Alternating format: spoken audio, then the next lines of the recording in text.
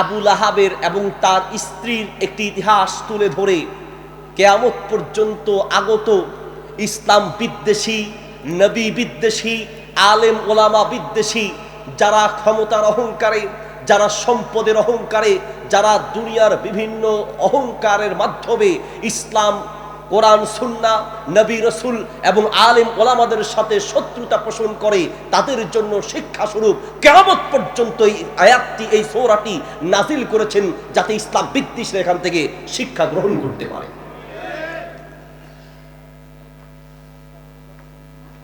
এই সূরার প্রথম আয়াতে আল্লাহ রাব্বুল আলামিন বলছেন, তাব্বাত ইয়াদা আবি লাহাব, আবু লাহাবের দুই হাত ধ্বংস হোক, ওয়া তাব্বা, এবং সে নিজেও ধ্বংস হোক। এই আয়াতটি নাজিল হয়েছে মূলত রাসূল সাল্লাল্লাহু আলাইহি সাল্লামকে অপমান করার প্রেক্ষিতে জবাব স্বরূপ আল্লাহ সুবহানাহু ওয়া তাআলা আসমান থেকে এই সূরাটি নাজিল করেছেন। নবী সাল্লাল্লাহু আলাইহি ওয়াসাল্লাম পাহাড়ের উপরে উঠে নিজের এলাকার, নিজের জাতিকে সত্যের দিকে আহ্বান করার জন্য, ইসলামের দিকে দাওয়াত দেওয়ার জন্য, জাহান্নাম থেকে রক্ষার জন্য পাহাড়ের উপরে উঠে চিৎকার দিয়ে বলেছিলেন, ইয়া সাবাহ, ইয়া সাবাহা। এই আওয়াজ, এই চিৎকার মূলত আরবদের মাঝে প্রচলন ছিল। কোনো গুরুত্বপূর্ণ কথা বলার জন্য এইভাবে চিৎকার দিলে মানুষরা এসে একসাথ হয়ে যেত। পাহাড়ের নিচে যখন এসেছে, নবী সাল্লাল্লাহু আলাইহি ওয়াসাল্লাম প্রশ্ন করলেন, আমি যদি তোমাদেরকে বলি পাহাড়ের পিছন থেকে সৈন্যবাহিনী এসে তোমাদেরকে ধ্বংস করতে চাচ্ছে, আমার এই কথাকে তোমরা বিশ্বাস করবে? তখন মক্কার লোক বলেছিল, আপনি যাই বলবেন আমরা এক কথায় আপনার প্রত্যেকটা শব্দ বিশ্বাস করব, কারণ আপনি এই পৃথিবীতে যতদিন রয়েছেন কখনো একটা বাক্য দূরে থাক, একটা শব্দ পর্যন্ত মিথ্যা বলেন নাই। আপনি যা বলবেন সব বিশ্বাস করব, একটা অস্বীকার করব না। নবী সাল্লাল্লাহু আলাইহি ওয়াসাল্লাম তখন বললেন, তাহলে আনা নাযীরুল লাকুম, শোনো, আমি তোমাদেরকে ভীতি প্রদর্শন করছি আল্লাহর আযাবের ভয়, আল্লাহর গজবের ভয়। সেই আল্লাহর আযাব আর গজব থেকে যদি রক্ষা পেতে চাও তাহলে ইসলাম গ্রহণ করো, আল্লাহর পথে ফিরে আসো, তাগুতের ইবাদত, শিরকের এই পন্থা ছেড়ে ইসলামের দিকে ফিরে আসো। তখন আবু লাহাব নবী সাল্লাল্লাহু আলাইহি ওয়াসাল্লামকে লক্ষ্য করে বলেছিলেন, তাব্বাল্লাক, তুমি ধ্বংস হও, এজন্যই ডেকেছ আমাদেরকে। সে আল্লাহ রসুলের প্রতি বদদোয়া করেছেন। এরপর থেকেই নবী সাল্লাল্লাহু আলাইহি ওয়াসাল্লামের উপরে যখন থেকে তিনি ইসলামের এই দাওয়াত দেওয়া শুরু করেছেন, যেই লোকটা এলাকার সবচেয়ে প্রিয় মানুষ ছিল, যেই লোকটা ওই জাতির সবচেয়ে বিশ্বস্ত, সবচেয়ে সত্যবাদী, সবচেয়ে শ্রেষ্ঠ মানুষ ছিল, ইসলামের দাওয়াত দেওয়ার পর থেকে তার উপরে নেমে আসলো নির্যাতনের স্টিমরোলার। সহিহ বুখারীতে হাদিস এসেছে, মুসনাদ আহমদে হাদিস এসেছে, সহিহ ইবনে হিব্বানে এসেছে, মিশকাতে এসেছে, আত-তারগিব ওয়াত তারহিব কিতাবে হাদিসটি রয়েছে। নবী সাল্লাল্লাহু আলাইহি ওয়াসাল্লাম বলছেন, আসাদুন নাসি বালাআন আল আম্বিয়া ফাল আমসাল সুম্মাল আমসাল। আসমানের নিচে জমিনের উপরে এই তামাম দুনিয়ার মধ্যে সবচেয়ে বেশি নির্যাতিত যারা হয়েছে তারা হচ্ছে নবী আর রাসূলরা। পৃথিবীর সবচেয়ে নির্যাতিত জাতি হচ্ছে নবী আর রাসূলরা। কাফের মুশরিক ইসলাম বিদ্বেষীরা নবী আর রাসূলকে ছাড় দেয় নাই। আপনি কি করে আশা করছেন আপনার সাথে ভালো ব্যবহার করবে? এখনো যদি সমাজে আপনি হক কথা বলা শুরু করেন, এখনো যদি আপনার এলাকায় আপনি হক কথা বলা শুরু করেন, বিশ্বাস করেন সবচেয়ে বেশি নির্যাতন আপনার উপরে নেমে আসবে, ঠিক কিনা? খাব্বাব ইবনে আরাত রাদিয়াল্লাহু তাআলা আনহু নবী সাল্লাল্লাহু আলাইহি ওয়াসাল্লামকে গিয়ে বলছেন, ইয়া রাসূলুল্লাহ, মানুষকে সত্যের পথে দাওয়াত দেই, মানুষের কাছে হকের কথা বলি, আর মানুষ আমাদের উপরে এমন নির্যাতন করছে, হাত পা বেঁধে জ্বলন্ত কয়লার উপরে শোয়া এইভাবে নির্যাতন করছে। ইয়া রাসূলুল্লাহ, একটু বদদোয়া করেন। ইয়া রাসূলুল্লাহ, উদু আলাইহিম, একটু তাদের বিরুদ্ধে আল্লাহর কাছে বদদোয়া করেন। নবী সাল্লাল্লাহু আলাইহি ওয়াসাল্লাম বললেন, লাস্তু লাআনান, আমি তো মা বুইস্তু লাআনান, আমি তো বদদোয়া করার জন্য প্রেরিত হই নাই। সাহাবীকে উদ্দেশ্য করে বলছেন, সাহাবী, এত তাড়াতাড়ি অধৈর্য হয়ে যাচ্ছ, অথচ তোমাদের পূর্বে কোন কোন নবীর অবস্থা এমন হয়েছে, ইসলামের কথা বলার কারণে, তাওহীদের দাওয়াত দেওয়ার কারণে, আল্লাহর দিকে মানুষকে ডাকার কারণে পূর্বের কোন কোন নবীকে ধরে মাথা থেকে শুরু করে মাথার উপরে করাত চালিয়ে পা পর্যন্ত দুই ভাগ করা হয়েছে, জীবন দিয়েছে, প্রাণ দিয়েছে, ইসলামের পথ থেকে এক চুল পরিমাণ সরে দাঁড়ায় নাই। আল্লাহু আকবার। এক চুল পরিমাণ সরে দাঁড়ায় নাই। এত তাড়াতাড়ি অধৈর্য হচ্ছ। আমরা যারা শিরিক বিদাতের বিরুদ্ধে কথা বলি, আমরা যারা হকের কথা বলি, সমাজে কতজন কত রঙে নাক ছিটকায়। এই যে যুবকরা মাহফিলের আয়োজন করেছে, কতজন কত রঙে অপমান করছে। ভাইজি আমার, এগুলো কিচ্ছু নয়। ইসলামের ইতিহাস, রক্তের ইতিহাস, জীবন দেওয়ার ইতিহাস, প্রাণ দেওয়ার ইতিহাস। ইসলাম আপনার পর্যন্ত এত সহজে আসে নাই, ঠিক কিনা? ইসলামের ইতিহাস বড় করুন। তাওহীদের উপরে টিকে থাকার জন্য, ইসলামের উপরে টিকে থাকার জন্য সিদ্ধান্ত নিতে হবে, প্রয়োজনে জীবন দিতে হবে, তারপরেও টিকে থাকতে হবে, ঠিক কিনা? এত সহজ ইসলাম আপনার পর্যন্ত আসে নাই। ইতিহাসগুলো মাঝে মধ্যে শুনতে হয়। সূরা তাহরিমের 11 নম্বর আয়াতের তাফসীর ইবনে কাসির এসেছে, তাফসীরে কুরতুবিতে এসেছে, তাফসীরে তাবারিতে এসেছে। ফেরাউনের স্ত্রী আসিয়া আলাইহাস সালাম যখন ইসলাম গ্রহণ করলেন, ফেরাউন তাকে একের পর এক নির্যাতনের স্টিম রোলার চালাচ্ছে। সর্বশেষ হাত পায়ে পেরেক মেরে কোন কোন বর্ণনা এসেছে উত্তপ্ত গরম বালুর উপরে শোয়া, সূর্যের প্রচন্ড গরমের ভিতরে পাথর নিয়ে দাঁড় করিয়ে রেখে বলছে, এখন হয়তো আমাকে রব মানবে, ইসলাম ছেড়ে দিবে, আর না হয় এই পাথরটা তোমার উপরে মারা হবে, তুমি টুকরো টুকরো হয়ে যাবে। ফেরাউনের স্ত্রী আসিয়া আলাইহাস সালাম আসমানের দিকে তাকিয়ে আল্লাহ সুবহানাহু ওয়া তাআলার কাছে দোয়া করতে লাগলেন, রব্বি বিনিলি ইনদাকা বাইতান ফিল জান্নাহ। হে রব, আমি ফেরাউনের রাজত্ব চাই না, আমি রানী হয়ে থাকতে চাই না, দুনিয়ার এই সম্পদের মোহে পড়ে থাকতে চাই না, আমি চলে যেতে চাই, অসুবিধা নাই, যদি আমার প্রাণও যায় যাক, আমার জীবন যাবে যাক, অসুবিধা নাই। হে রব, আমি শুধু চাই তোমার পাশে ওই জান্নাতটা চাই। আল্লাহু আকবার।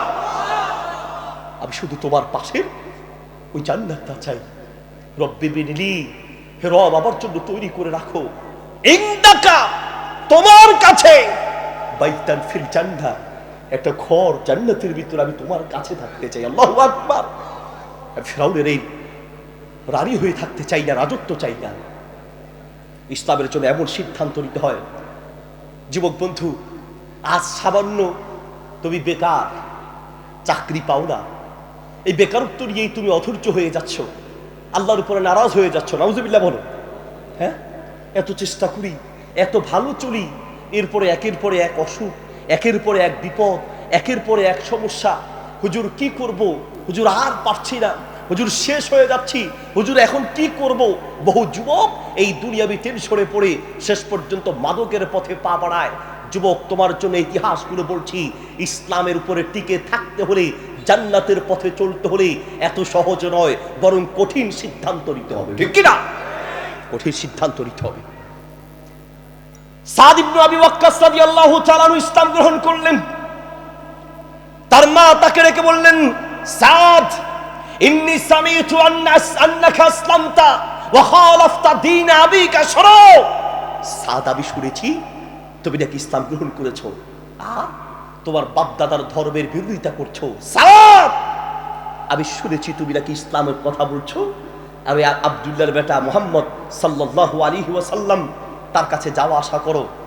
সাদ, শোনো, যতক্ষণ না পর্যন্ত ওই ইসলাম ত্যাগ করবে আর আবার আগের ধর্মে ফিরে না আসবে, ততক্ষণ লা আকুলু ওয়ালা আশরাবু হাত্তা আমুতা, আমি না খেয়ে কিছু পান না করে এখানেই দাঁড়িয়ে মারা যাব, এক ফোঁটা পানি আমার পেটে ঢুকাবো না, এক লোকমা খাবার আমার পেটে ঢুকাবো না। খবরদার, হয় ইসলাম ছাড়তে হবে আর না হয় আমি মাকে হারাতে হবে। সাদ ইবনে আবি ওয়াক্কাস রাদিয়াল্লাহু তাআলা আনহু আস্তে আস্তে হেঁটে মায়ের কাছে গেলেন। আশেপাশের লোকেরা বলছে যে আমরা মনে করেছি বোধহয় সাদ ইসলাম ত্যাগের ঘোষণা দিবে, কিন্তু না, যাওয়ার পরে দেখলাম উল্টা। সাদ বলছে, মা শোনো, কান খুলে শুনে নাও, আমি জানি মা তুমি আমাকে কলিজা দিয়ে ভালোবাসো, আর আমিও তোমাকে কলিজা দিয়ে ভালোবাসি, কিন্তু তোমার শোনো, তোমার ভিতর আল্লাহ একটা প্রাণ দিয়েছে, একবার মরে গেলেই তুমি শেষ।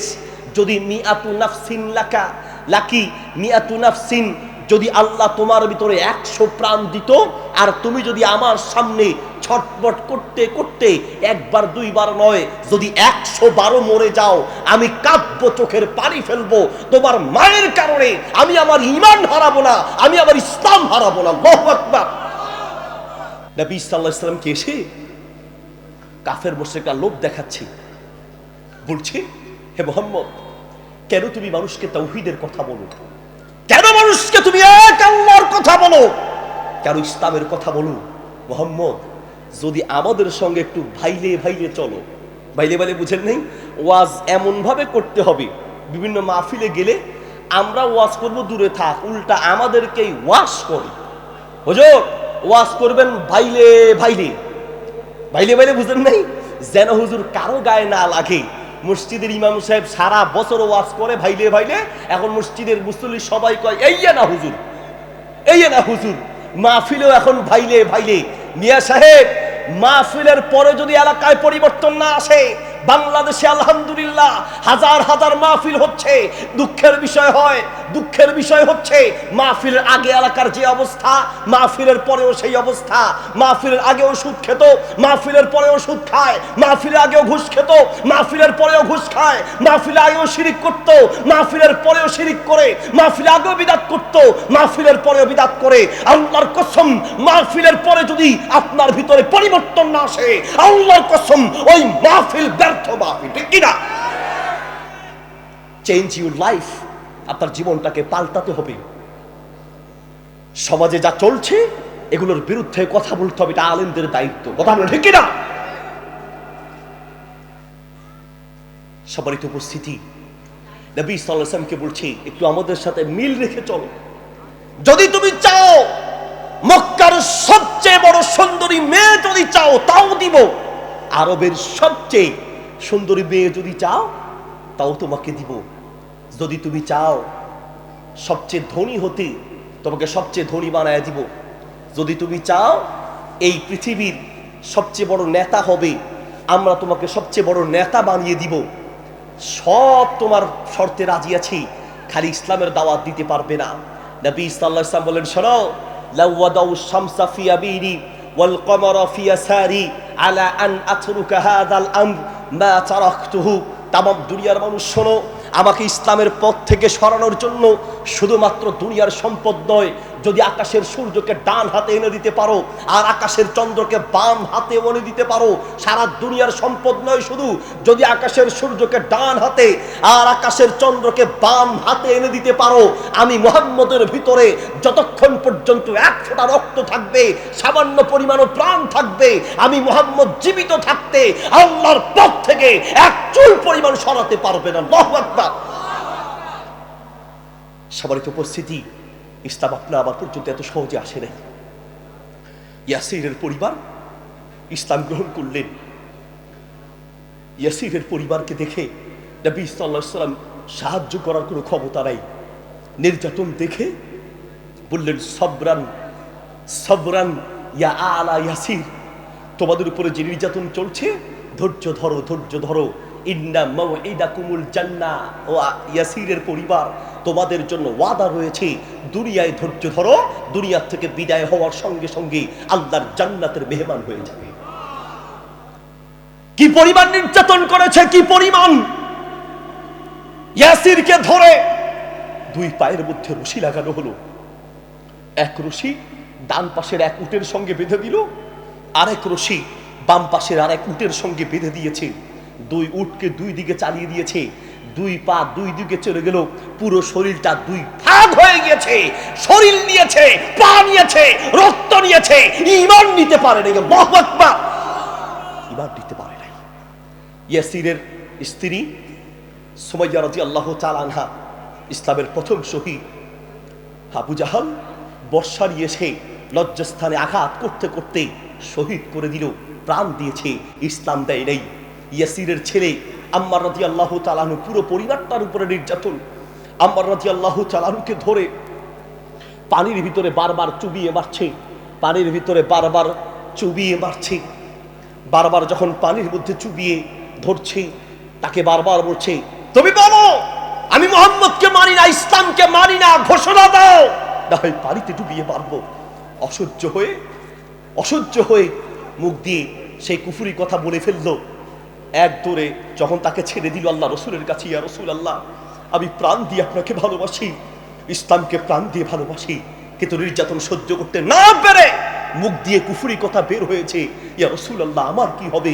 আল্লাহ রসুল বলেছে, নির্যাতনে অন্তরে তো তোমার ইসলাম ছিল, মুখ দিয়ে তোমার ভুলে ইসলামের বিরোধী কথা বের হয়েছে, এটা ভুলে বের হয়েছে, নির্যাতনে বের হয়েছে, অসুবিধা নাই, তোমার টেনশনের কোনো কারণ নাই, বরং অন্তরের আল্লাহ দেখেন, তোমার মুখের আল্লাহ ক্ষমা করে দিবে। সুবহানাল্লাহ। নবী সাল্লাল্লাহু আলাইহি সাল্লাম বাজারে গিয়ে মানুষকে দাওয়াত দিচ্ছে, কুলু লা ইলাহা ইল্লাল্লাহ তুফলিহুন, বলো লা ইলাহা ইল্লাল্লাহ, সফল কাম হবে, জান্নাত পাবে। পেছন থেকে আবু লাহাব এসে একটা পাথর ধরে নবী সাল্লাল্লাহু আলাইহি সাল্লামকে লক্ষ্য করে মেরেছে, পায়ের গিরাটা ফেটে চূর্ণ বিচূর্ণ হয়ে গেল, রক্তের বন্যা বসে গেল,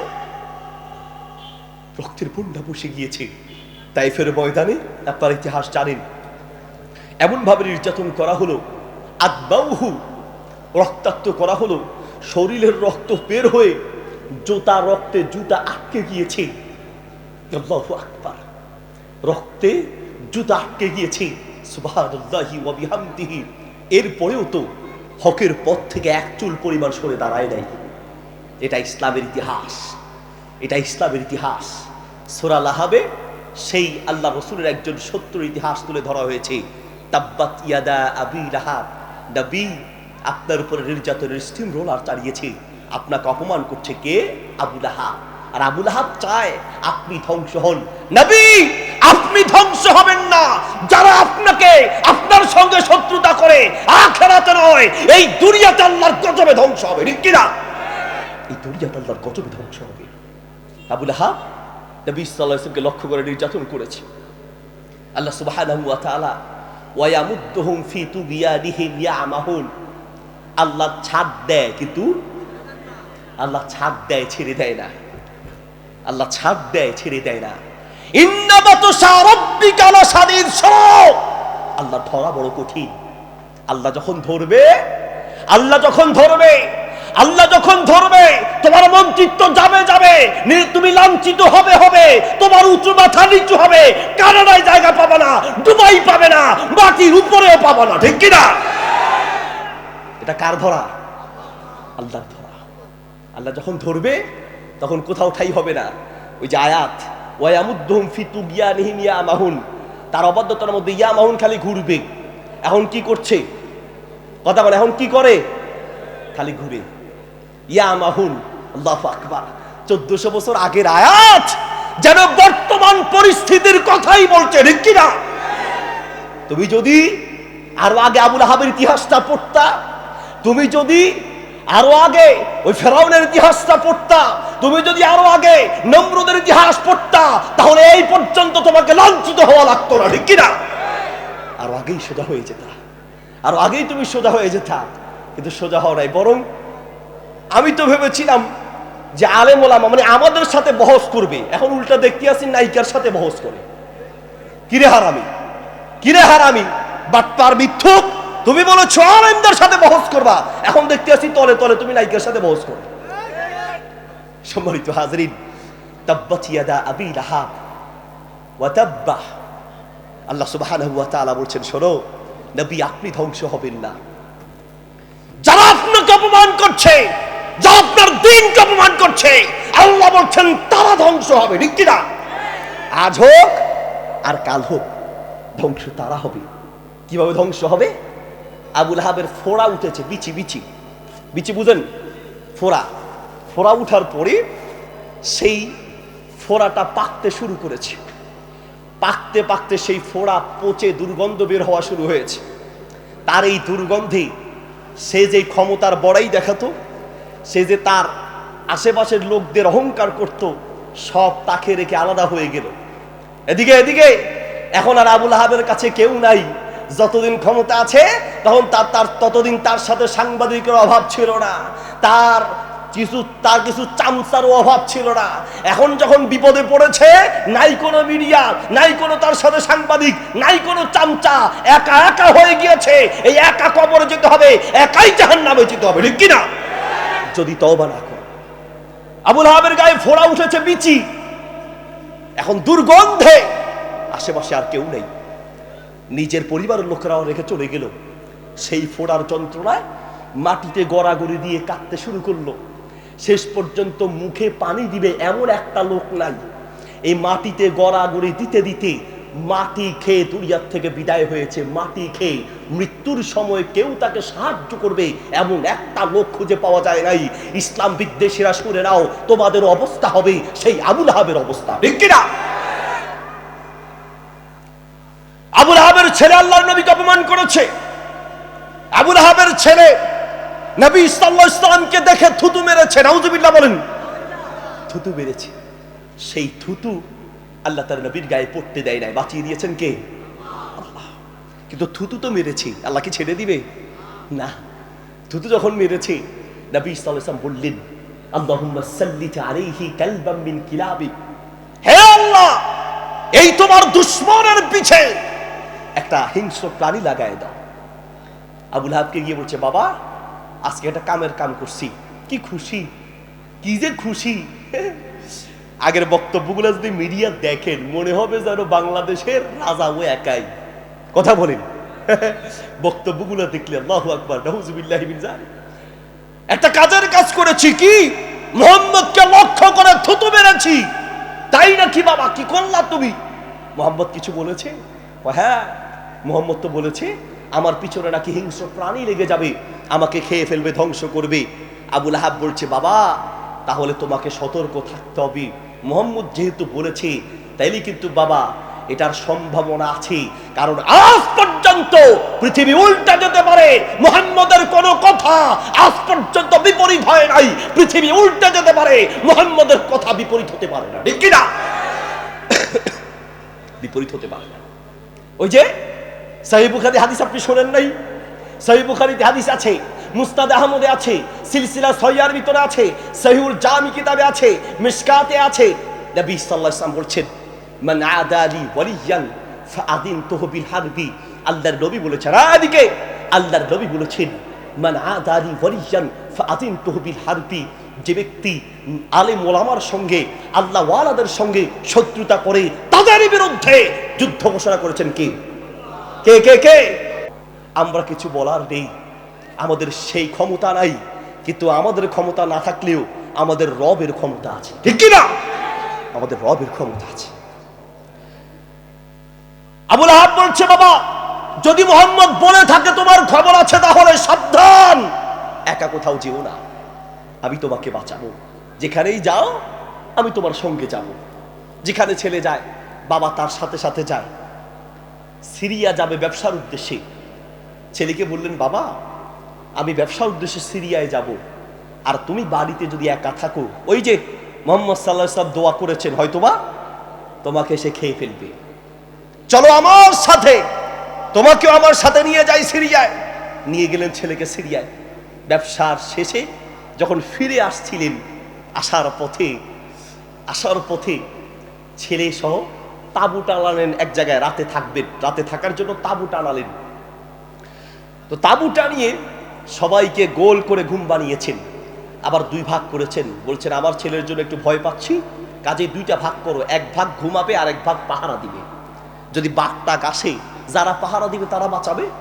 একদল ঘুমালো আর একদল পাহারা দিচ্ছে। যাদেরকে ঘুম বানিয়েছে তাদেরকে সিস্টেম করে ঘুম বানিয়েছে, সবাইকে গোল করে ঘুম বানিয়ে ঠিক মাঝখানে আবুল আহাবের ছেলেকে রেখেছে। বাঘ যদিও আসে অন্তত সামনের গুলোর খাক, আমার ছেলেকে যেন না খায়। একদল পাহারা দিচ্ছে আর একদল ঘুমাচ্ছে। রাত যখন গভীর হলো, বন থেকে বাঘ এসে খালি মুখটা হাঁ করেছে। যারা জাগ্রত ছিল পাহারাদার, ওরা কয়, চাচা আপন জান বাঁচা, দিছে দৌড়। কিছুক্ষণ দৌড় এদেরকে ধাওয়া করে যখন জঙ্গলের দিকে চলে গেল, বাঘ ফিরে এসে যারা জঙ্গলে গেল তারা উঁকি মেরে দেখছে ঘটনা কি ঘটছে দেখি। বাঘ এসে সবগুলোর মুখের কাছে নাক দিয়ে শুকতে লাগলো। তার মানে কোন মুখ দিয়ে আল্লাহর নবীর বিরুদ্ধে থুতু বের করেছে ওই মুখটাই হচ্ছে বাঘের আসল উদ্দেশ্য, ঠিক কিনা? ওই মুখ লাগবে, ওই মুখ যেই মুখ দিয়ে আল্লাহর বিরুদ্ধে কথা বলেছো, ওই মুখ লাগবে যেই মুখ দিয়া নবীর বিরুদ্ধে কথা বলেছো, ঠিক কিনা? ওটা লাগবে, ওটা লাগবে। খুঁজতে লাগলেন, খুঁজতে কারোই মুখের সাথে গন্ধে মিলে না। এবার বাঘ সবাইকে খোঁজা শেষ, সবাই তো গোল হয়ে ঘুমাচ্ছে, ঠিক মাঝখানে লাফ দিয়ে সে আবুল আহাবের ছেলের যখন কাছাকাছি গেল, যাওয়ার পরে নাকটা মুখের কাছে নিয়েই বুঝতে পারলো এই তো আসল আসামি পাওয়া গেছে। মাথাটা ধরে মোচড় দিয়ে কামড় দিয়ে মাথাটা নিয়ে চলে গেল। শরীর এক জায়গায়, মাথা আরেক জায়গায়, দেহ এক জায়গায়, মাথা চলে গেল জঙ্গলে।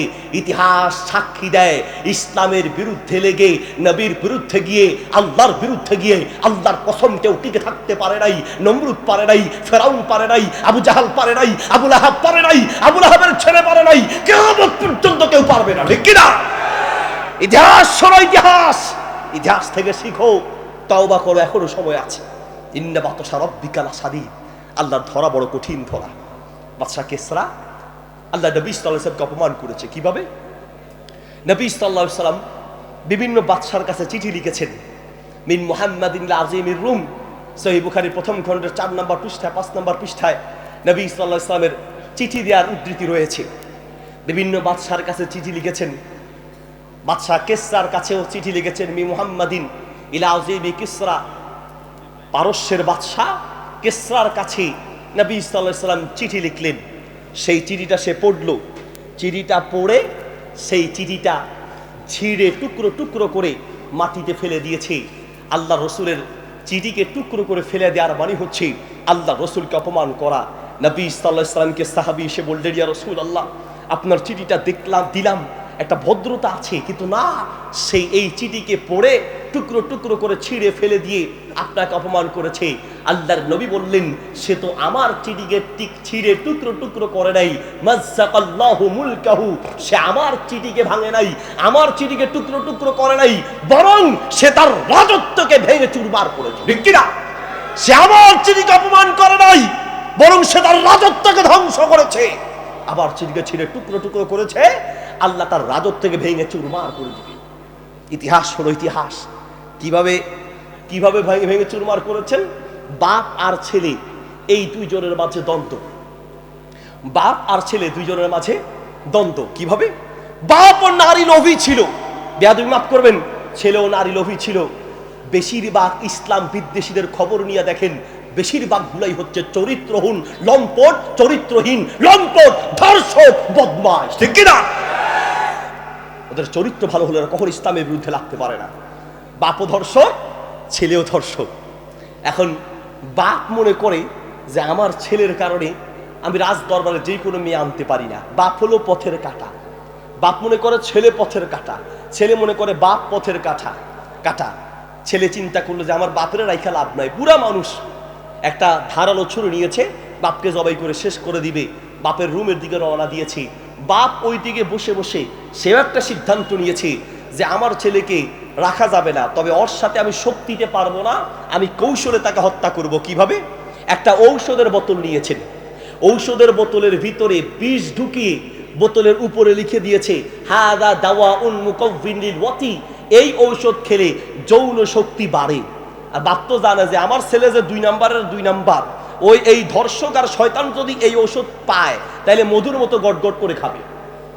বাপ ঔষধের বোতলে বিষ ঢুকিয়ে উপরে লিখে দিয়েছে এটা যৌন শক্তি বর্ধন করার ঔষধ, এটা নিয়ে ছেলের ঔষধের ঘরে রেখে আসবে। যেতে না যেতেই ছেলে এসে হাজির, বাপের মাথাটা ধরে ছুরি দিয়ে জবাই করে মাথা আলাদা করে দিল। বাপ শেষ, বাপের হাতে দেখে ঔষধের বোতল, পড়ে দেখছে ওহো আমার বাপ বুড়া বয়সে এই আকাম তো এই ওষুধ খাইয়াই করে। হ্যাঁ, তাহলে এটারা এখন তো আমার শক্তির দরকার, আকাম কুকাম ইচ্ছা মতো করবো। ঔষধ মনে করে যখন খাওয়া শুরু করেছে, ঔষধ খেলো না বিষ খেলো?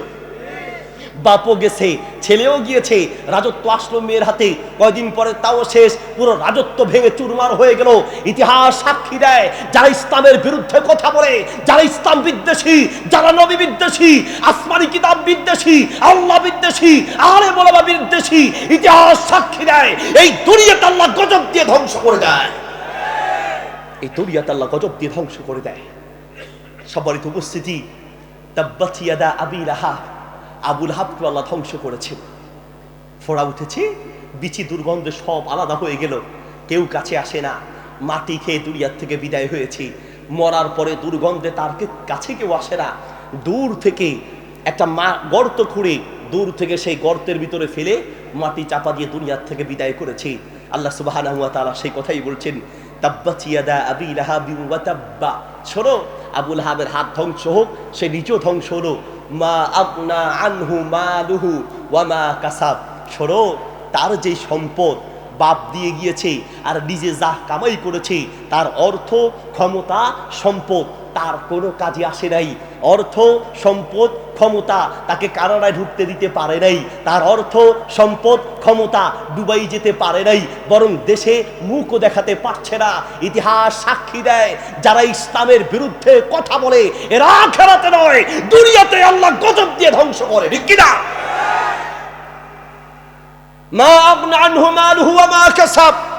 শোনো, তোমার সম্পদ তোমাকে বাঁচাতে পারে না। আল্লাহর কসম করে বলছি, দুনিয়ার কোনো বিপদ তোমার ক্ষমতা, তোমার সম্পদ তোমাকে বাঁচাতে পারে না।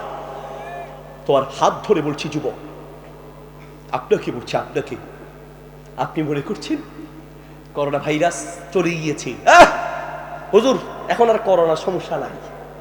আপনি আবার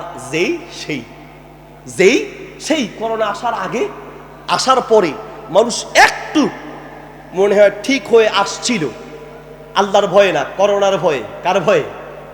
মানুষ যেই পরিমাণ করোনাকে ভয় পায়, এদিকে মানুষ যেই পরিমাণ করোনাকে ভয় পায়, মানুষ যেই পরিমাণ ক্যান্সারকে ভয় পায়, মানুষ যেই পরিমাণ ডায়াবেটিসকে ভয় পায়, মানুষ যেই পরিমাণ রোগকে ভয় পায়, আল্লাহর কসম তার 10 ভাগের 1 ভাগও যদি আল্লাহকে ভয় পেত, সারা পৃথিবী পাল্টে যেত, সারা পৃথিবী পাল্টে যেত। আপনি মনে করছেন হুজুর ওমিক্রন আসছে, ওমিক্রন আসছে না? কিসের ওমিক্রন?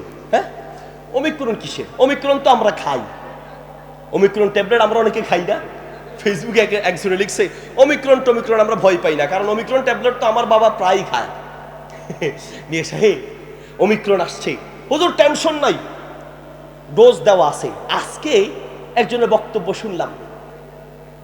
বক্তব্য শুনলাম, অসুস্থ, আমাদের একজন মন্ত্রী সাহেব অসুস্থ, আর একজন এসে ব্রিফিং দিচ্ছে, কি উনি বলছেন যে ইনি জীবন যোদ্ধা, এসব রোগ তো করে উনি ভয় পায় না, কোনো রোগ ওনার কোনো ক্ষতি করতে পারবে না। মিয়া সাহেব, তোমার এই সব কথা, এগুলোই তো পৃথিবীতে বিপদ নামায়। ঠিক কিনা? তুমি করোনা থেকে মুক্ত মনে করছো হুজুর, আমি ঠিক আছি, মাস্ক ব্যবহার করি, আমার ডোজ 2টা হুজুর হয়ে গেছে, টেনশন নাই, 2টা ডোজ দেওয়া আছে হুজুর, 2 ডোজের মালিক আমি। আর 1 ডোজ যারা দিছে হুজুর, একটা না দিছি, আরেকটা নিয়ে বিপদে, আর যে দেয় না হে তো আরো বিপদে আছে।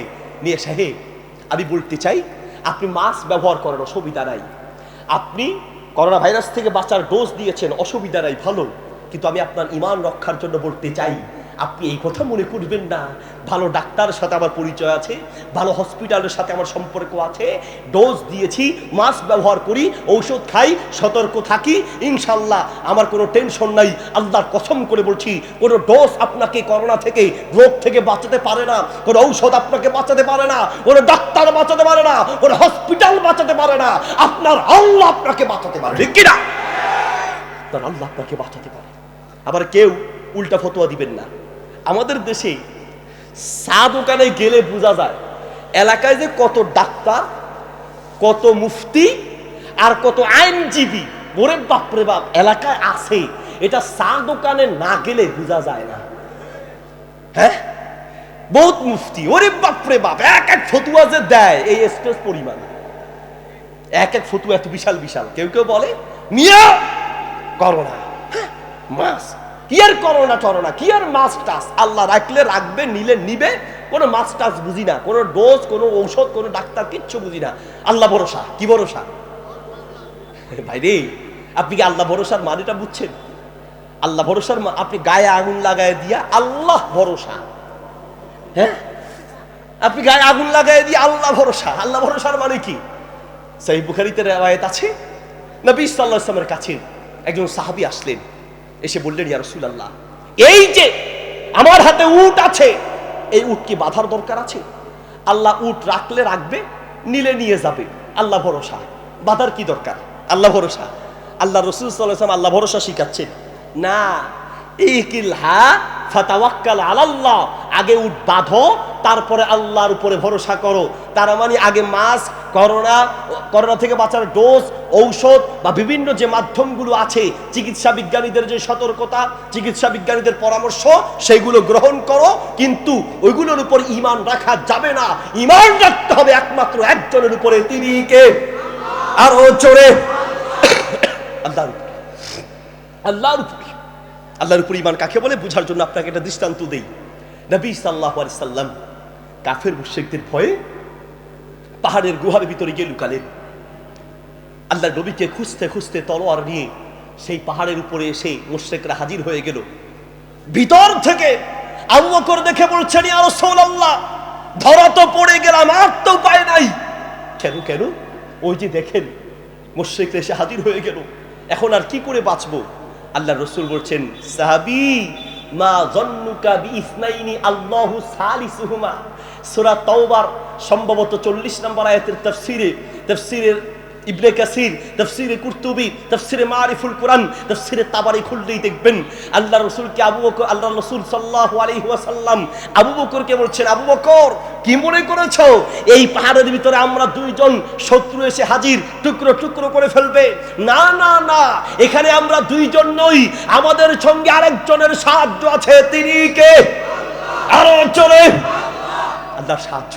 ঈমান কাকে বলে? ঈমান, ঈমান কাকে বলে? ঈমান সূরা শুআরা আয়াত নাম্বার 61-62। নবী মূসা আলাইহিস সালামকে ফেরাউনের বাহিনী দৌড়াতে দৌড়াতে নিয়ে গেল, ধরতে পারলে টুকরো টুকরো করে ফেলবে। দৌড়াতে দৌড়াতে এমন জায়গায় গেল, পাশে পাহাড়, সামনে সমুদ্র, পিছনে ফেরাউনের বাহিনী ঘেরাও করে ফেলেছে, পিছনে ফেরাউনের বাহিনী ঘেরাও করে ফেলেছে, সামনে সমুদ্র, যাওয়ার জায়গা নেই। মূসা আলাইহিস সালামের সঙ্গে থাকা মুসলমানরা বলছে, ও মূসা, ইন্না লামুদরাকুন, আমরা তো ধরা পড়ে গেলাম, এখন কি হবে? মূসা আলাইহিস সালাম বললেন, সামনে সমুদ্র, পিছনে ফেরাউনের বাহিনী ঘেরাও করে রেখেছে, আর তোমরা মনে করছো ধরা পড়ে যাব? কাল্লা কাল্লা কাল্লা, না, কখনো নয়। ইন্নাল্লাহা মাই, ইন্নাল্লাহা মাই, ইন্না রব্বি সায়াহদিন, ইন্না রব্বি সায়াহদিন। কাল্লা, কখনো নয়, অসম্ভব। সামনে সমুদ্র, পিছনে ফেরাউনের বাহিনী ঘেরাও করেছে, টেনশন নাই, আমার রব আছে, ওই রব আমাদেরকে রক্ষা করবে। আল্লাহু আকবার। সমুদ্রকে দুই ভাগ করে মাঝখান দিয়ে রাস্তা করে দিয়েছিলেন কে? সে আল্লাহ এখনো আছে, আছে। আমাদের সেই ঈমান নাই। ঈমান কাকে বলে? ঈমান ইব্রাহিম আলাইহিস সালামকে হত্যা করার জন্য সামনে আগুন, নমরুদ আগুন রেডি করে ইব্রাহিম আলাইহিস সালামকে বেঁধে রেডি, এখনই আগুনে নিক্ষেপ করা হবে, এখনই আগুনে নিক্ষেপ করা হবে। ইব্রাহিম আলাইহিস সালামের কাছে এসে বিভিন্ন প্রাণীরা সহযোগিতা করতে চায়, ফেরেশতা অনুমতি চায়, আপনি অনুমতি দিলে আপনাকে সাহায্য করতে পারি। এই যে ব্যাং চিনেন? ব্যাং, এই ব্যাং মারা কিয়ামত পর্যন্ত নিষেধ, কারণ এই ব্যাং এসে আল্লাহর নবীকে সাহায্য করতে চেয়েছে। তার তো আর দমকল বাহিনী নাই, দমকল নিয়ে এসে পানি মেরে আগুন নিভায় দিবে। সেই সিদ্ধান্ত নিল, আমি যতটুকু পারি অন্তত সাহায্য করার চেষ্টা করি। নিজে প্রস্রাব করে ওই ইব্রাহিম আলাইহিস সালামের জন্য জ্বালানো আগুনকে নিভানোর জন্য নিজে প্রস্রাব করেছে। আল্লাহ এত খুশি হয়ে গেলেন, কিয়ামত পর্যন্ত ওই ব্যাং মারা হারাম করে দিয়েছিল। আল্লাহু আকবার। আর অপরদিকে এই যে গিরগিটি টিকটিকি ইব্রাহিম আলাইহিস সালামের সঙ্গে শত্রুতা করে তার আগুনের তেজ বাড়ানোর জন্য দূর থেকে চুঙ্গায় ফু দেয়। মহিলারা আগুনের তেজ বাড়ানোর জন্য চুঙ্গায় ফু দেয় না? ঠিক দূর থেকে ইব্রাহিম আলাইহিস সালামের ওই আগুন জ্বালানোর জন্য দূর থেকে ফু দিয়েছে। আল্লাহ নারাজ হয়ে গেলেন, তোর ফুয়ে তো কিছু হবে না, কিন্তু তুই যে চেষ্টা করলি আমি আল্লাহ ছাড়বো না। নবী সাল্লাল্লাহু আলাইহি সাল্লাম বিধান করে দিয়েছেন, মান কাতালা ওয়াজাগান ফি আউয়ালি মাররাতিন কুতিবাত লাহু মিআতু হাসানাতিন, যেই ব্যক্তি এক বাড়ি দিয়ে একটা গিরগিটি মারতে পারবে তার আমলনামায় 100 নেকি লেখা হবে। আল্লাহু আকবার। কয়শো? 100 নেকি। 100 নেকি এক বাড়িতে মারতে পারলে 100 নেকি। যারা হুজুর আমার খালি শরীর ম্যাচ ম্যাচ করে, দুইটা একসাথে হইলে কয়দিন জিমে যায়, জিম থেকে আইসা এবার কারে ধরবে, কারে মারবে, কারে খাবে। হুজুর ঠিক আছে, হ্যাঁ ঠিক আছে, পেটের চামড়া দেখায় 6 প্যাক না 5 প্যাক না 4 প্যাক হইলো এটা দেখায়, আবার একটা একটা ঘুষি দিয়ে দেখায়। তোমার যদি শক্তি বেশি হয় তাহলে দেখি মারো, যাই টিকটিকি আর টিকটিকি গিরগিটি এগুলো মারতে পারো কিনা দেখো। এক বাড়িতে মারলে 100 নেকি, কম লাগলে নেকি কমবে। যদি শক্তি বেশি থাকে ওই কাম করো। সবারই তো প্রিয় হয় আমার ইব্রাহিম আলাইহিস সালামের শত্রুতা করেছে, এই জন্য তাকে মায়ের বিধান নাজির হয়ে গেল। আল্লাহু আকবার। ইমান কাকে বলে? ইমান ইব্রাহিম আলাইহিস সালামকে সাহায্য করতে চায়, ব্যাং সাহায্য করতে চায়, ফেরেশতারা সাহায্য করতে চায়। ইব্রাহিম আলাইহিস সালাম বললেন, হাসবুনাল্লাহু ওয়া নি'মাল ওয়াকিল, তোমাদের কারো সাহায্য লাগবে না, আমি যে আল্লাহর পথে দাওয়াত দিতে বিপদে পড়েছি আমার জন্য ওই আল্লাহই যথেষ্ট। আল্লাহু আকবার। ওই আল্লাহই আমার জন্য যথেষ্ট। মা আদনা আনহু মালুহু ওয়া মা কাসাব। প্রিয় ভাই, তোমার অর্থ সম্পদ তোমাকে বাঁচাতে পারবে না, তোমার আল্লাহ তোমাকে বাঁচাতে পারবে, ঠিক কি না? তোমার আল্লাহ বাঁচাতে পারবে। অমিক্রণ আসছে, দুনিয়াব্যাপী এক বিপদ চলছে, রোগের পরে নতুন রোগ, কত রঙের বিপদ আসছে। এই বিপদ থেকে বাঁচার জন্য আমরা কাকে ডাকবো? আল্লাহকে ডাকবো। কিভাবে ডাকবো? কিভাবে ডাকবো? বেশি করে টাকা পয়সা জমায়ে রাখলে ব্যাংকে, ওই টাকা পয়সা এদিকে, ওই টাকা পয়সা দিয়া ভালো চিকিৎসা করব। বাংলাদেশে ভালো না হলে বিদেশে যাব, হবে? আমরা যে এত নাফরমান, আমরা যে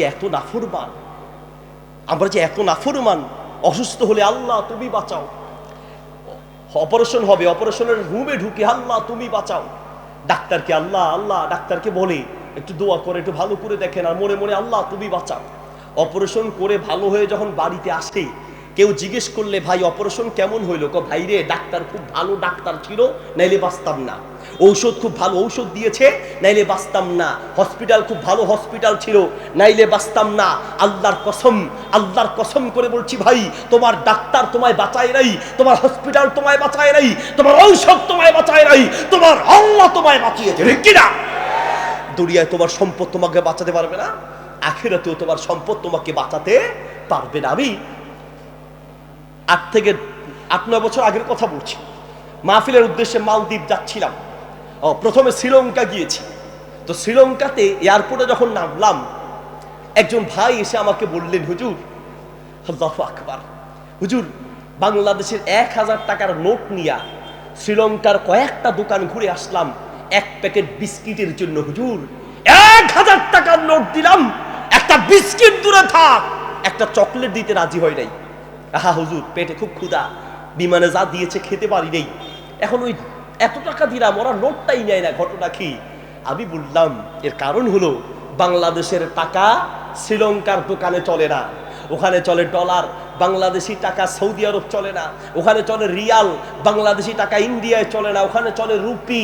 বাংলাদেশি টাকা যেমন বিদেশের দোকানে চলে না, ঠিক তেমনি দুনিয়ার অর্থ সম্পদ টাকা পয়সা কবরের হাসরে চলবে না, ওখানে চলবে নেক আমল আর নেক আমল, ঠিক না?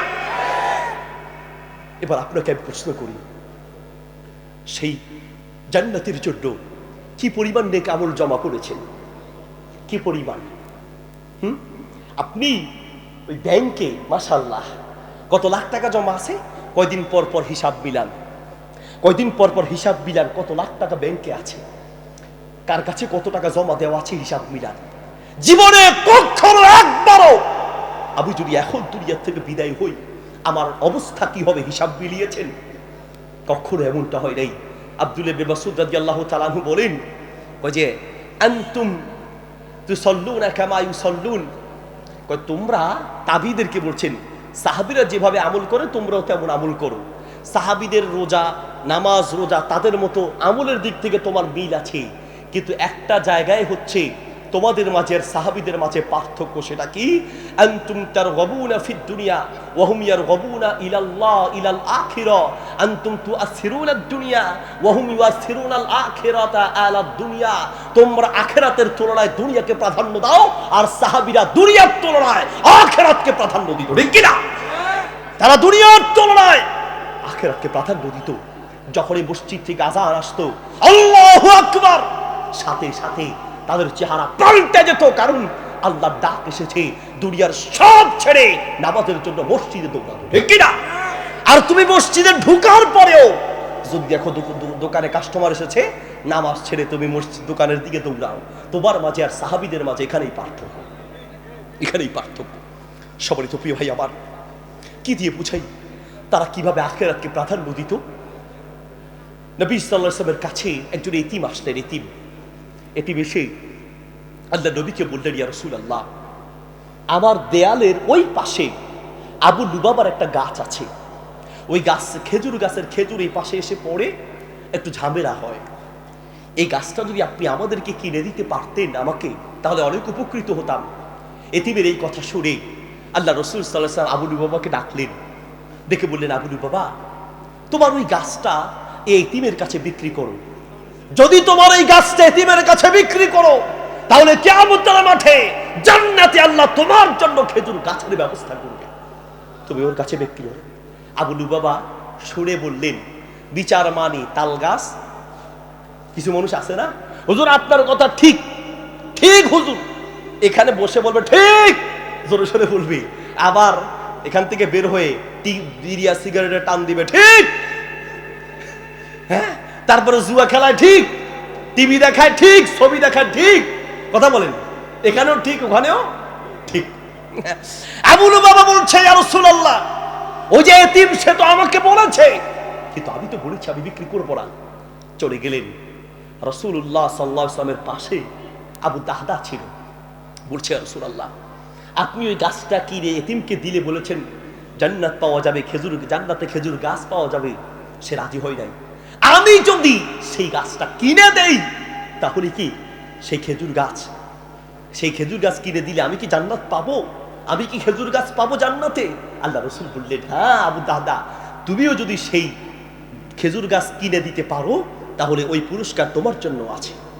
আবু দাহদা এক দৌড়ে আবু লুবাবার কাছে, ভাই রে, খেজুর গাছটা আমার কাছে বিক্রি করো রে ভাই, কত টাকা লাগবে বলো, যা চাইবে তাই দিব। না, আমি বিক্রি করব না। আবু দাহদা আবার বলছে, ভাই তাহলে একটা কথা বলি, ওই যে মদিনার প্রসিদ্ধ সেই খেজুর বাগান, খুব ভালো খেজুর ধরে, সে বাগানটা চিনো? হ্যাঁ হ্যাঁ চিনি। ওই বাগানের মালিক হলাম আমি। তোমাকে যদি এই একটা খেজুর গাছের বিনিময়ে ওই পুরো বাগানটা তোমাকে দেই, ওই খেজুর গাছ তোমার নামে দেই, ওই জায়গা তোমার নামে, ওখানের সেই ঘরটাও যদি তোমার নামে লিখে দেই, তাহলে কি আমাকে একটা খেজুর গাছ দিবে? আবার খেজুর গাছ বাগান লাগবে না, দুনিয়া লাগবে না আবু লুবাবা, আমার লাগবে পরকালের ওই জান্নাতটা লাগবে। আল্লাহু আকবার। আবার জান্নাত লাগবে, জান্নাত। আবু লুবাবা বলল, যদি একটা গাছের বিনিময়ে এত বিশাল বাগান দিতে চাও, আবার জায়গা সহ, অসুবিধা কি? আমি রাজি হয়ে গেলাম। তার সাথে চুক্তি হয়ে গেল যে ঠিক আছে, গাছটা তোমাকে আমি দিয়ে দিলাম। আল্লাহ রাসূল সাল্লাল্লাহু আলাইহি ওয়াসাল্লামের কাছে গিয়ে, ইয়া রাসূলুল্লাহ, আমি পেরেছি, সফল হয়েছে, আলহামদুলিল্লাহ, আমি পেরেছি। হে ইয়া রাসূলুল্লাহ, আমি পেরেছি, আমি সেই খেজুর গাছ কিনেছি, ওটা আপনি এতিমকে দান করেন, আর বলেন আমি জান্নাত পাবো কিনা, আমি জান্নাত পাবো কিনা। আবু দাহদা, তুমি তো জান্নাত পাবে, আর জান্নাতে শুধু তোমার একটা খেজুর গাছ নয়, অসংখ্য খেজুর গাছ আল্লাহ তোমাকে দান করবে, একটা নয়। আবু দাহদা এক দৌড়ে বাড়িতে বিবিকে গিয়ে বলছে, প্রাণের বিবি, ও বিবি, তাড়াতাড়ি ঘর থেকে বের হও। কেন? বাগান বিক্রি করেছি, গাছ সহ বিক্রি করেছি। তাই নাকি? ঘর সহ বিক্রি করেছি। তো কত দামে বিক্রি করলা? বিবি, আল্লাহ রাসূল বলেছেন একটা গাছ কিনে দিতে পারলে জান্নাতে খেজুর গাছ। জান্নাতে খেজুর গাছের অর্থই হলো জান্নাতটা আমি পাবো। বিবি, ওই জান্নাতের আশায় আমি একটা খেজুর গাছ কিনেছি, বিনিময়ে আমার সব বাগান আমি দান করে দিয়েছি, আমার এই ঘর সব বিক্রি করে দিয়েছি। এই সব বিনিময়, সবকিছুর বিনিময়ে ওই খেজুর গাছটা কিনে জান্নাতের অধিকারী হয়েছি। বিবি বললেন, রবিহাল বাই ও রবিহাল বাইউ, স্বামী অনেক চৌড়া দামে বিক্রি করেছো, কোনো টেনশন নাই, চলো আমরা সব ছেড়ে ওই জান্নাতের মুখে যাই, আল্লাহু আকবার, দিকে যাই, চলো। তারা দুনিয়ার তুলনায়, এগুলো ভাই একটু পরে দেন, এগুলো একটু পরে দেন, এদিকে দুনিয়ার তুলনায় তারা আখিরাতকে কি পরিমাণ প্রাধান্য দিত, দুনিয়ার তুলনায় আখিরাতকে কি পরিমাণ প্রাধান্য দিত। সম্মানিত প্রিয় হাজরিন, মা আগনা আনহু মালুহু ওয়া মা কাসাব, আবু লাহাবকে তার ধন সম্পদ বাঁচাইতে পারে নাই, আপনাকেও আপনার ধন সম্পদ কোনো বিপদ থেকে বাঁচাতে পারবে না, দুনিয়ার রোগ শোক থেকেও বাঁচাতে পারবে না, আল্লাহর কসম। দুনিয়ার রোগ শোকও আপনি টাকা দিয়ে সরাতে পারবেন না, তবে একটা জিনিস দিয়ে পারবেন, সেটা কার দয়া? আল্লাহর দয়া। মাদারীপুরে মাহফিল করতে গিয়েছিলাম, আরো কয়েক বছর আগের কথা বলছি। যাওয়ার পরে এক মুরব্বী আমার সাথে সাক্ষাৎ করলেন, মুস্তাফা করে বললেন, হুজুর একটা কথা আপনাকে বলতে চাই। আমি বললাম, হ্যাঁ বলেন। বলছে, হুজুর আজ থেকে 12 বছর আগে আমার ক্যান্সার হয়েছে, 12 বছর হলো এখন পর্যন্ত জীবিত আছি। হুজুর ক্যান্সার হওয়ার পরেও 12 বছর এখনো জীবিত আছি, আল্লাহর কসম হুজুর, কোন ঔষধ আর ডাক্তার দিয়ে নয়, আবার আল্লাহর দয়ায় বেঁচে আছি, আল্লাহু আকবার। আমি বললাম, কিভাবে একটু খুলে বলেন। বলছে, হুজুর ক্যান্সার হলো, ডাক্তারের কাছে গেলাম, বিভিন্ন ডাক্তাররা দেখে বলছে আপনার আর ওষুধ খেয়ে লাভ নাই, চিকিৎসা করিয়ে লাভ নাই, কারণ ক্যান্সারের কয়েকটা স্টেজ আছে, ফার্স্ট, সেকেন্ড, থার্ড স্টেজ হলো জীবনের শেষ স্টেজ, আপনি থার্ড স্টেজে আছেন, আপনি যতই চিকিৎসা করার লাভ নাই, আপনি আল্লাহকে ডাকেন, আল্লাহ যদি বাঁচায়। হুজুর এক ডাক্তার আমাকে বলেছে যে আপনি সম্ভবত 3-4 মাসের বেশি নাও বাঁচতে পারেন, এই জন্য আল্লাহর কাছে তওবা করেন। হুজুর যেই ডাক্তার বলেছে 3-4 মাসের বেশি আমি বাঁচবো না, সেই ডাক্তার 2 সপ্তাহ পরে মারা গেল, 12 বছর হলো আমি এখনো জীবিত আছি। বলল, হুজুর আমি ডাক্তার দেখিয়ে ডাক্তারের কাছ থেকে চলে আসলাম, ঘরের দরজাটা বন্ধ করে দিলাম, ঘরের দরজা বন্ধ করে আমি তাহাজ্জুদের নামাজে সিজদায় গিয়ে আল্লাহকে বলতে লাগলাম, রব দুনিয়ার সব ডাক্তারের দরজা বন্ধ হয়েছে, তুমি মালিক, তোমার কাছে বান্দার দরজা বন্ধ হয় না, আল্লাহু আকবার। আমি আর কোন ডাক্তারের কাছে যাব না, আমি সব ডাক্তার থেকে চলে আসলাম, আমি তোমার দুয়ারে আসলাম, তোমার দুয়ারে, আমি তোমার দুয়ারে আসলাম। হুজুর আমি তাহাজ্জুদের নামাজ শুরু করে দিলাম। একজন আলিম বলেছেন, হাদিসে আছে, মিশকাতে হাদিসটি আছে, আত-তারগিব ওয়াত-তারহিব কিতাবে আছে, নবী সাল্লাল্লাহু আলাইহি ওয়াসাল্লাম বলেছেন, মাতারাদাতুন লিদাই আনিল জিসমি, শরীরের যেই রোগের ঔষধ পৃথিবীতে সৃষ্টি হয় নাই, আল্লাহ রাসূলের হাদিস অনুযায়ী মাতারাদাতুন লিদাই আনিল জিসমি, শরীরের সব রোগ থেকে বাঁচার মহা ঔষধ হচ্ছে তাহাজ্জুদের নামাজ। দুনিয়ার সব রোগ থেকে বাঁচার এক মহা ঔষধ তাহাজ্জুদের নামাজ। হুজুর আমি তাহাজ্জুদের নামাজ শুরু করে দিয়েছি। তাহাজ্জুদের নামাজ কেমনে পড়তে হয় জানেন তো? তাহাজ্জুদের নামাজ শেষ রাতে পড়তে হয়। শেষ রাতে না পারলেও নাই মামার চেয়ে কানা মামা ভালো, শেষ রাতে পড়া উত্তম, তবে শেষ রাতে পড়তে না পারলেও এশারের নামাজের পরেও তাহাজ্জুদের নামাজ পড়া যায়। এশারের নামাজ শেষ হলে আমাদের ঘুমাতে ঘুমাতে 10টা 11টা 12টা 1টা বেজে যায়, বুঝেন নি? ঠিক 10টা 11টা 12টা ওই টাইমেও যদি এশার নামাজের পরে তাহাজ্জুদ পড়ি, তাহাজ্জুদের হক আদায় হয়ে যাবে। তাহাজ্জুদের নামাজ কয় রাকাত পড়তে হয়? নবী সাল্লাল্লাহু আলাইহি ওয়াসাল্লাম সাধারণত 8 রাকাত পড়তেন, কমও পড়া যায় বেশিও পড়া যায়, কমপক্ষে 2 রাকাত, আর আপনি বেশি 8 হোক 10 হোক 20 হোক আরো বেশি যা পারেন আপনি পড়তে পারেন। বলছে, হুজুর রোগ থেকে বাঁচার জন্য তাহাজ্জুদের নামাজ শুরু করে দিলাম। রোগ আর বিপদ থেকে বাঁচার, এই যে করোনা ভাইরাস, অমিক্রন, বিভিন্ন রোগ আসছে, বাঁচার জন্য কি আমল করবেন সে আমলগুলো আপনাকে বলছি। আল্লাহু আকবার। 1 নম্বর আমল হচ্ছে তাহাজ্জুদের নামাজ পড়বেন। আপনার টাকা পয়সা অর্থ আপনাকে বাঁচাতে পারবে না, এই নামাজের মাধ্যমে আল্লাহর দয়া আপনাকে বাঁচাতে পারবে, ঠিক কি না? 1 নম্বর আমল। নাম্বার 2 নম্বর আমল, হুজুর ইস্তিগফার করা শুরু করলাম। আত-তারগিব ওয়াত-তারহিব কিতাবে হাদিসটি আছে, মুস্তাদে আহমদে আছে, সহিহুল জামি কিতাবে আছে, সিলসিলা সহিহার ভিতরে আছে। নবী সাল্লাল্লাহু আলাইহি ওয়াসাল্লাম বলেন, নবী সাল্লাল্লাহু আলাইহি ওয়াসাল্লাম বলেন, এদিকে নবী সাল্লাল্লাহু আলাইহি ওয়াসাল্লাম বলেন, মান লাজিমাল ইস্তিগফার জাআলাল্লাহু লাহু মিন কুল্লি দিকিন মাখরাজা। দুনিয়ার সব রোগ থেকে, দুনিয়ার সব বিপদ থেকে বাঁচার এক মহা ঔষধ হচ্ছে ইস্তিগফার। ইস্তিগফার, আস্তাগফিরুল্লাহাল্লাযী লা ইলাহা ইল্লা হুয়াল হাইয়ুল কাইয়্যুম ওয়া আতুবু ইলাইহি।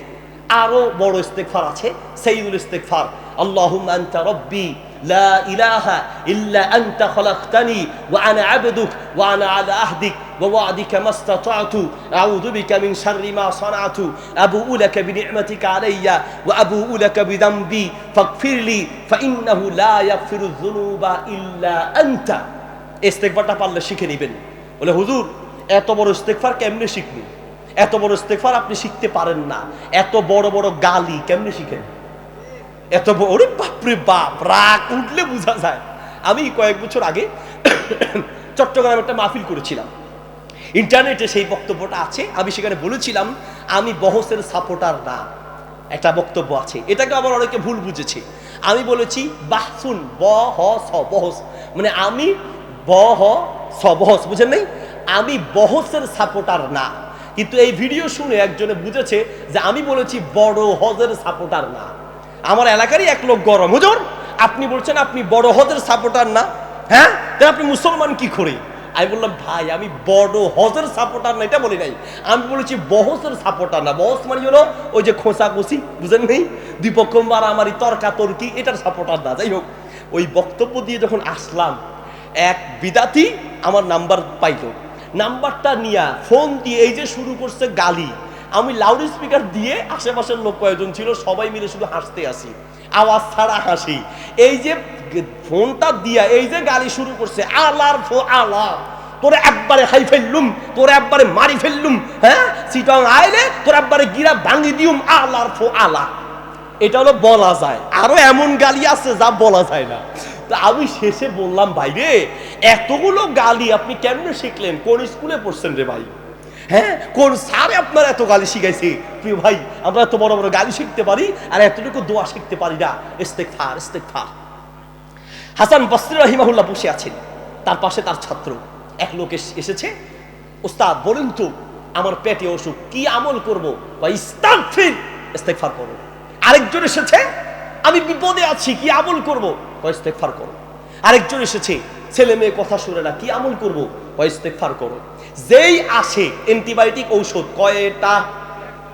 একটা। যেই আসে ঔষধ একটাই, অ্যান্টিবায়োটিক, ইস্তেগফার। তোমার ছাত্র পাশে, ছাত্র এসে ওস্তাদকে বলছে ওস্তাদ যেই আসে আপনি খালি একটা অ্যান্টিবায়োটিক দিতে আসেন, খালি ইস্তেগফার করো না কি? বলছে এটা তো আমি বলি নাই। আল্লাহু আকবার। আল্লাহ রাসূল সাল্লাল্লাহু আলাইহি ওয়াসাল্লাম বলেছেন মান লাজিমাল ইস্তিগফার জাআলাল্লাহু লাহু বিল কুল্লি তিকিন মাখরাজা। এই তামাম দুনিয়া সব বিপদ থেকে উদ্ধার পাওয়ার এক মহা ঔষধ হচ্ছে ইস্তিগফার। আল্লাহু আকবার। বিপদে আছেন, ইস্তিগফার করেন। আপনার ছেলে মেয়ে আপনার কথা শুনে না, আছে না? বেশিরভাগ মা বাবারা হুজুর মহা বিপদে আছি, কি আমার ছেলে মেয়ে আমার কথা শুনে না, আমার বউ আমার কথা শুনে না, আমি বউ চালাম উল্টা বউ হুজুর আমারে চালাইতে আছে, আমি বউ চালাম উল্টা বউ আমারে চালায়, হুজুর বিপদ, কথা শুনে না। ইস্তেগফার পড়েন। আরেকটা আমল আছে, ছেলে মেয়ে স্বামী আপনার কথা শুনবে, স্ত্রী আপনার কথা শুনবে। একটা তাবিজ আছে, তাবিজটা বলবো? হাদিয়া কত? তাবিজের হাদিয়া 10,001 টাকা। এটা আরেক বাটপারি, তাবিজের দাম দেয় 10,001 টাকা। তার মানে কি আপনি মূলানির আর কোনো সুযোগ নেই, বুঝেন নেই? 10,001 মূলাবেন কেমন? যদি 10,000 বলে আপনি 1,000 কমাবেন। এই তো একটা তাবিজ আছে, আল্লাহু আকবার, স্বামী ঠিক করার তাবিজ, স্ত্রী ঠিক করার তাবিজ, সন্তান ঠিক করার তাবিজ। কি এক বিবি গেছে ওস্তাদের এক আলেমের কাছে, হুজুর একটা তাবিজ দেন আমার স্বামী যেন একদম সোজা হয়ে যায়। কি হয়ে যায়? সোজা। তো হুজুর ঘর থেকে একটা দাও নিয়ে আসছে, দাও বুঝেন তো, বটি, দা নিয়ে এসে ধরেন। এটা কি দিলেন হুজুর? এটা কি গলায় বাঁধা যাবে না কোমরে বাঁধা যাবে? হ্যাঁ না পায়ে বাঁধা যাবে? বাঁধার তাবিজ, এটা পাইলেনটা কই? এটা তো কোনো হাদিসে কোথাও পাই নেই। এটা আছে, এটা নিয়ে আপনার জামাই যখন ঘুমাবে মাথায় একটা ঠাস করে বাড়ি দিবেন, আপনার জামাই একদম সোজা হয়ে যাবে। সোজা হওয়ার তাবিজ? তাহলে তো মরে যাবে। তাহলে আপনি সোজা বানাইতে চাইতেছেন কেমনে? স্বামী সোজা বানানোর আগে নিজে সোজা হন, স্বামী সোজা হয়ে যাবে, ঠিক কিনা? বউ সোজা বানানোর আগে নিজে সোজা হন, নিজে সোজা হন। হুজুর আমার বউ খালি আমার সন্দেহ করে। সন্দেহ কেন করে জানেন? কল আসলেই আপনি বাথরুমে ঢুকেন, হুজুর আমার বউ আমার সন্দেহ করে। তো কারো সন্দেহ করবে? কল আসলে আপনি বাথরুমে, কল আসলে আপনি ঘরের বাহিরে, কল আসলে আপনি ওই বাঁশ গাছের তলে। সন্দেহ কারে করবে? সবারই তো হাজির। যাই হোক, বলছিলাম যে স্ত্রী সোজা করবেন, স্বামী সোজা করবেন, সন্তান সোজা করবেন, কি দিয়া? ইস্তেগফারের আমল করবেন। আর সূরা ফুরকানের ৭৪ নম্বর আয়াত, রব্বানা হাব লানা মিন আজওয়াজিনা ওয়া যুররিয়াতিনা কুররাতা আয়ুনিন ওয়াজআলনা লিল মুত্তাকিনা ইমামা। এবার যারা বিয়ে করে নাই তারা বলবে হুজুর আমাদের তো বউই নাই, সোজা করুন কি দিয়া? বউ সোজা নাই যাদের, তাদের জন্য যদি ভালো স্ত্রী পেতে হয়, এই ভালো মেয়েরা যদি ভালো স্বামী পেতে হয়, তাহলে এই দোয়াটা করবেন। সূরা ফুরকানের ৭৪ নম্বর আয়াত, রব্বানা হাব লানা মিন আজওয়াজিনা রব্বানা হাব লানা মিন আজওয়াজিনা ওয়া যুররিয়াতিনা কুররাতা আয়ুনিন ওয়াজআলনা লিল মুত্তাকিনা ইমামা। আপনাকে আল্লাহ আপনার মন মতো স্ত্রী বানিয়ে দিবে, আপনার স্বামীকে আপনার মন মতো বানিয়ে দিবে, সন্তানগুলো মন মতো হবে, আপনি যেভাবে খুশি হবেন সেইভাবে হবে, সন্তান আপনার কথা শুনবে। আমল করতে হবে ইস্তেগফার, মনে আছে ইনশাআল্লাহ? ইস্তেগফার। প্রিয় ভাইরা আমার, ইমাম আহমদ রাহিমাহুল্লাহ একজন বড় উঁচু মানের মুহাদ্দিস, পৃথিবীতে সবচেয়ে বড় হাদিসের কিতাবের নাম মুস্তাদ আহমদ। কেউ কেউ কানজুল উম্মালের কথা বলেছে। মুস্তাদ আহমদ হচ্ছে সবচেয়ে বড় হাদিসের কিতাব। ৪০,০০০ হাদিস যে কিতাবের ভিতরে আছে, ৪০,০০০ হাদিস। কেউ কেউ বলেছেন কানজুল উম্মাল হচ্ছে দ্বিতীয় পর্যায়ে, সেটাতে ৩০,০০০ হাদিস কেউ কেউ উল্লেখ করেছে। যাই হোক, প্রসিদ্ধ মতে সবচেয়ে বড় হাদিসের কিতাবের নাম হচ্ছে মুস্তাদ আহমদ।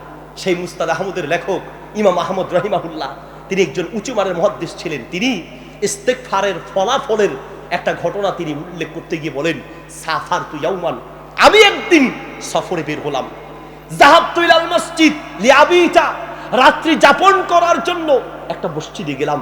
মসজিদে ঢোকার পরে আমি ওই মসজিদের কুলতুলি হারিসিহি, মসজিদের যে দায়িত্বশীল ছিল তাকে বললাম, উরিদু আন আবিতাল লাইলা, আজকে রাত আমি মসজিদে থাকতে চাই, থাকার কি জায়গা হবে? ইমাম আহমদকে চিনতে না পেরে ওই দারোয়ান বলছে, না, উখরুজ মিন হাদা, এই মসজিদ থেকে আপনি বের হয়ে যান, মসজিদে রাতে থাকার কোনো অনুমতি নেই। তাকে মসজিদ থেকে বের করে দিলেন।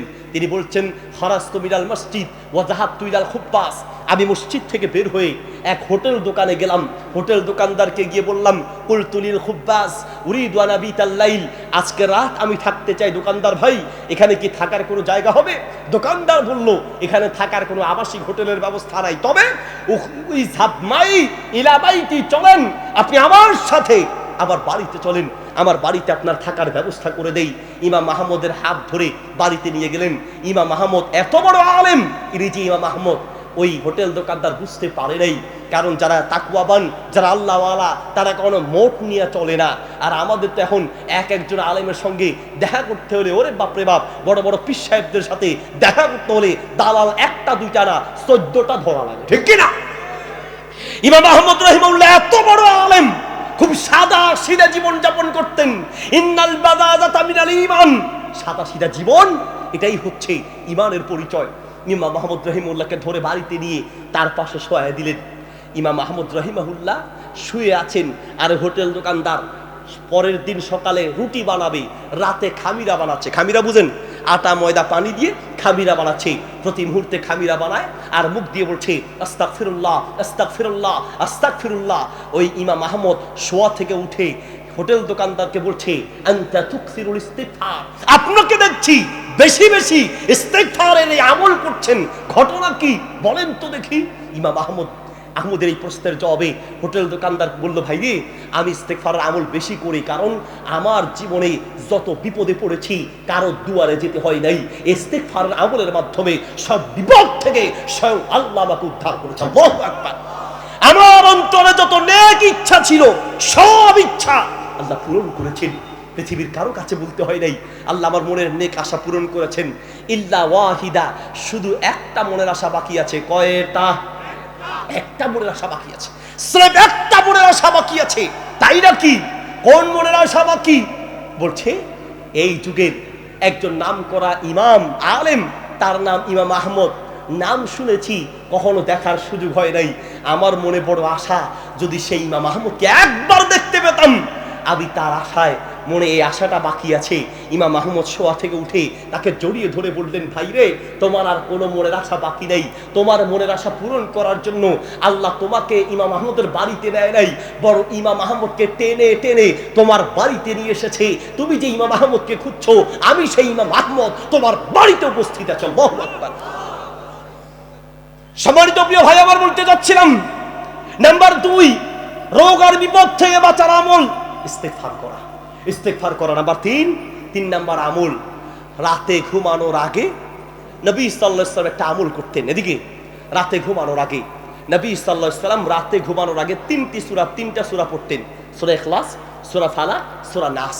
এই তিনটি সূরা পড়ে আমার দিকে তাকান, দুটি হাত একসাথে করে একবার সূরা ইখলাস বুঝেন নাই? বলে হুজুর ইখলাস বুঝি না। সূরা কুল হুয়াল্লাহ, সূরা কুল হুয়াল্লাহ, একবার সূরা কুল হুয়াল্লাহ, একবার সূরা কুল আউযু বিল ফালাক, একবার সূরা কুল আউযু বিন নাস। এই তিনটি সূরা পড়ে হাতে ফু দিয়ে মাথা থেকে শুরু করে চেহারা, বুক, পেট এবং পায়ের কিছু অংশ মুছে দিতেন। এইভাবে 3 বার পড়তেন, 3 বার এইভাবে শরীর মুছে দিতেন। নবী সাল্লাল্লাহু আলাইহি ওয়াসাল্লাম বলেন, শরীরের সমস্ত রোগ থেকে বাঁচার এক মহা ঔষধ হচ্ছে এই আমলটি করা। আল্লাহু আকবার। এই আমলটি তাহলে 3 নম্বর আমল, রাতে ঘুমানোর আগে আমলটি করব। রাজি আছি ইনশাআল্লাহ? নাম্বার 4, এদিকে নাম্বার 4 নাম্বার রোগ আর বিপদ থেকে বাঁচার আমল হচ্ছে দুনিয়ার আযাব আর গজব থেকে বাঁচার আরেকটি আমল প্রিয় হাজরিন, সেটা হচ্ছে সকাল সন্ধ্যার যে জিকির আজকারগুলো আছে নিয়মিত সেই জিকির আজকারগুলো করবেন। একটি জিকির আমি বলে দিই, নবী সাল্লাল্লাহু আলাইহি ওয়াসাল্লামের সহিহ হাদিস থেকে প্রমাণিত। সকাল সন্ধ্যা আপনি সূরা ইখলাস, ফালাক, নাস পড়বেন, পাশাপাশি হাসবিয়াল্লাহু লা ইলাহা ইল্লা হুয়া আলাইহি তাওয়াক্কালতু ওয়া হুয়া রাব্বুল আরশিল আযীম 7 বার করে পড়বেন। সকালে 7 বার, সন্ধ্যায় 7 বার। দুনিয়ার বিপদ থেকে আল্লাহ সুবহানাহু ওয়া তাআলা আপনাকে হেফাজত করবেন। এরপরে আরেকটি আমল, আমরা সকাল সন্ধ্যার আমলের পাশাপাশি কিছু প্রোটেকশন, যেমন ঘর থেকে বের হওয়ার সময় ডাক্তার আর চিকিৎসকরা আমাদেরকে বলে করোনা ভাইরাস মহামারী বিভিন্ন রোগ থেকে বাঁচার জন্য ঘর থেকে বের হওয়ার সময় আপনারা সতর্কতা অবলম্বন করে বের হবেন, মাস্ক পরে বের হবেন, ঠিক না? রাসূলুল্লাহ সাল্লাল্লাহু আলাইহি ওয়াসাল্লাম ঘর থেকে বের হওয়ার সময় বাহিরের নিরাপত্তার জন্য আল্লাহ রাসূলের একটা চিকিৎসা আছে। নবী সাল্লাল্লাহু আলাইহি ওয়াসাল্লাম বলেন, বান্দা যখন ঘর থেকে বের হবে আর বের হওয়ার সময় ছোট্ট একটা দোয়া পড়বে, বিসমিল্লাহি তাওয়াক্কালতু আলাল্লাহি লা হাওলা ওয়ালা কুওয়াতা ইল্লা বিল্লাহ। আবার বলছি বিসমিল্লাহি। এই কথাগুলো বলছি, এখন আর আপনাদের মনোযোগ নাই। আমাদের মাহফিলগুলো আর শ্রোতাগুলোর অবস্থা এমন হচ্ছে প্রিয় ভাই আমার, মাহফিলগুলোতে আমরা এই আমলের আলোচনা শুনি না, শুনতে টেস্টও লাগে না, মজাও লাগে না। মজা লাগে কোনটা? যখন এক পক্ষ আরেক পক্ষের বিরুদ্ধে আমরা সুন্দর বাঁশ দেওয়া যায়। মাহফিলের শেষে আমরা একজন আরেকজনের বলি, বাইরে এই যে না ওয়াজ দিছে আজকে। প্রিয় ভাই আমার, এগুলো হলো আসল ওয়াজ। নিজের জীবনটাকে চেঞ্জ করবেন, এই আমলগুলো করবেন, ইনশাআল্লাহ আপনার জীবন পরিবর্তন হবে। নবী সাল্লাল্লাহু আলাইহি ওয়াসাল্লাম বলেন, বান্দা যখন ঘর থেকে বের হবে, বের হওয়ার সময় বিসমিল্লাহি তাওয়াক্কালতু আলাল্লাহি লা হাওলা ওয়ালা কুওয়াতা ইল্লা বিল্লাহ পড়বে। এই দোয়া পড়ে ঘর থেকে বের হওয়ার পরে যতক্ষণ সে বাহিরে থাকবে, আল্লাহর নিরাপত্তার ভিতরে থাকবে, স্বয়ং আল্লাহ তাকে নিরাপত্তা দিয়ে রাখবে। আল্লাহু আকবার। আল্লাহ তাকে নিরাপত্তা দিবে। ঘরে নিরাপত্তা পাবেন কিভাবে? নবী সাল্লাল্লাহু আলাইহি ওয়াসাল্লাম বলেন, তুমি বাহির থেকে ঘরে এসেছো, যেই বান্দা ঘরে ঢোকার সময় সালাম দিয়ে ঘরে প্রবেশ করবে, ঘরে প্রবেশ করার সময় সালাম দিয়ে প্রবেশ করবেন, তখন আপনার ঘরে কেউ থাকুক অথবা না থাকুক, সুন্নাহ হচ্ছে ঘরে প্রবেশ করার সময় সালাম দিয়ে প্রবেশ করা। নবী সাল্লাল্লাহু আলাইহি ওয়াসাল্লাম বলেছেন, বান্দা যখন সালাম দিয়ে ঘরে প্রবেশ করবে, যতক্ষণ পর্যন্ত ঘরের ভিতরে থাকবে, স্বয়ং আল্লাহ তাকে নিরাপত্তা দিবে। সুবহানাল্লাহ। তাহলে ঘরের নিরাপত্তা সালামের মাধ্যমে, বাইরের নিরাপত্তা ওই যে বিসমিল্লাহি তাওয়াক্কালতু আলাল্লাহি লা হাওলা ওয়ালা কুওয়াতা ইল্লা বিল্লাহ এই দোয়া পড়ার মাধ্যমে। সর্বশেষ এই আমলটা বলেই মাহফিলের আলোচনা আমি ইতি টানবো ইনশাআল্লাহ। সম্মানিত উপস্থিতি, সর্বশেষ আমল যেটা, সেটা হচ্ছে দান সৎকার মাধ্যমে। as-সাদাকাতু তুতফিউল বালা, দান করার মাধ্যমে বিপদ থেকে বাঁচা যায়। দান মানুষকে বিপদ থেকে বাঁচায়। সম্মানিত প্রিয় হাজিরিন, এই জন্য দানের হাত খোলা রাখবেন। দানের হাত অল্প হোক, কম হোক, বেশি হোক, যতটুকু তৌফিক আছে নিয়মিত আমলটা করবেন। দানের জন্য একটা বক্স রাখবেন, যদি উপযুক্ত লোক না পান তাহলে একটা বক্স রাখবেন, দানের বক্স। একটা ব্যাংক রাখবেন, ব্যাংক। ওই যে আমরা আগে দেখেছি ছোটবেলায় সাইকেল কেনার জন্য ব্যাংকে টাকা জমানো হতো, তারপরে আপনার কিছু কেনার জন্য ব্যাংকে টাকা জমানো হতো।